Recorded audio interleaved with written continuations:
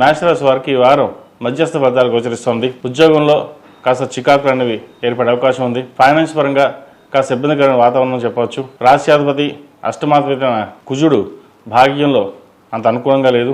రావాల్సిన బెనిఫిట్స్ ఏవైతే ఉన్నాయో అవి లేట్గా రావడం, ఉద్యోగంలో కొన్ని మార్పులు చోటు చేసుకోవడం, ఉద్యోగ ప్రయత్నాలు ఏవైతే చేస్తున్నారో అవి నిదానంగా రావడం జరుగుతుంది. కష్టానికి తగిన ప్రతిఫలం తక్కువగా ఉంటుంది. మీరు 10% కష్టపడితే 10% రిజల్ట్స్ ఉంటుంది, 100% కష్టపడితే 100% రిజల్ట్స్ ఉంటుంది. అదేవిధంగా వ్యాపారంలో మీరు కొత్త ఆలోచనలతోటి ముందుకు వెళ్తారు.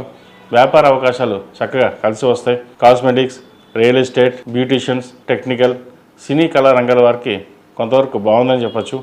ద్వితీయ సప్తమాధిపతి అయిన శుక్రుడు అష్టమంలో ఉన్నారు రవితోటి. వివాహ సంబంధించిన విషయ వ్యవహారాల్లో చిన్న చిన్న చికాకులు, ఇబ్బందులు ఉండే అవకాశం గోచరిస్తుంది. వ్యాపారంలో కూడా కాస్త ఇబ్బందులు ఉన్నా కూడా అవి వారాంతంలో తొలగిపోయే అవకాశం గోచరిస్తుంది. ఈ రాష్ట్రంలో జన్మించిన విద్యార్థులకు కాలం అనుకూలంగా ఉంది. విదేశీ సంబంధించిన విషయ వ్యవహారాలు, విద్యకు సంబంధించిన విషయ వ్యవహారాలు సానుకూల పడతాయి. నూతన ఉద్యోగ ప్రయత్నాలు కలిసి వస్తాయి. వీరికి ఏనాశని నడుస్తోంది. వ్యయంలో శని ఈ వారం అంత అనుకూలంగా లేదు. 1-2 సార్లు ప్రయత్నం చేస్తే కానీ ఫలితం దక్కని పరిస్థితి గోచరిస్తుంది. ఉద్యోగ ప్రయత్నాలు ఇంటర్వ్యూ దాకా వెళ్ళడం, అవి మళ్ళీ రాకపోవడం, మనస్తాపానికి గురయ్యే అవకాశం గోచరిస్తుంది. మొత్తం మీద గడిచిన కొన్ని వారాల కంటే ఈ వారం కొంత జాగ్రత్త తీసుకోవాల్సిన అవసరం అని ఎంతైనా చెప్పవచ్చు. ఈ రాశిలో జన్మించిన స్త్రీలకు వృత్తి ఉద్యోగాల పరంగా, వ్యాపార పరంగా సానుకూలంగా ఉంటుంది. బంధుమిత్రులతో మాట్లాడేటప్పుడు కాస్త జాగ్రత్త ఉంచని చెప్పదగింది. ద్వితీయ సప్తమాధిపతి శుక్రుడు అష్టమంలో ఉన్నారు. కుటుంబ పరంగా అన్ని సహాయ సహకారాలు మీకు అందుతాయి. అయితే బయట మనకి ముందు ఒకలాగా వెనక ఒకలాగా మాట్లాడేవారు ఎక్కువగా ఉంటారు. వాటి విషయంలో జాగ్రత్త వహించండి. ఏదైనా సరే మన వృత్తి ధర్మం ప్రకారం మనం చక్కగా చేసుకోవాలి, ఎవరికి మాట పడకూడదు అనే భావంతో ఉంటారు. ఏదైనా క్లారిటీగా ఉండడం మంచిది. మీరు అలాగే ఉంటారు కాబట్టి ఇబ్బంది లేదు.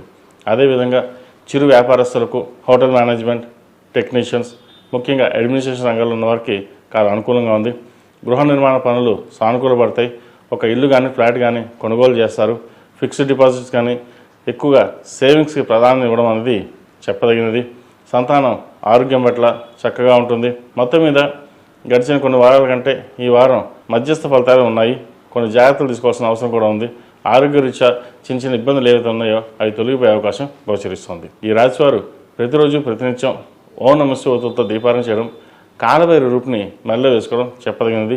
అదేవిధంగా 8 మంగళవారాలు సుబ్రహ్మణ్య స్వామికి అభిషేకం చేయడం, సుబ్రహ్మణ్య పాశుపత హోమం చేయించుకోవడం చెప్పదగిన సూచన. ఈ రాశిలో జన్మించిన వారికి కలిసి వచ్చే సంఖ్య 4, కలిసి వచ్చే రంగు మెరూన్. ఏదైనా పని మీద బయటికి వెళ్ళినప్పుడు సోమవారం కానీ గురువారం అడిగిన వెళ్ళండి, మంచి ఫలితాలు సంప్రాప్తిస్తాయి. తదుపరి వృషభ రాశి.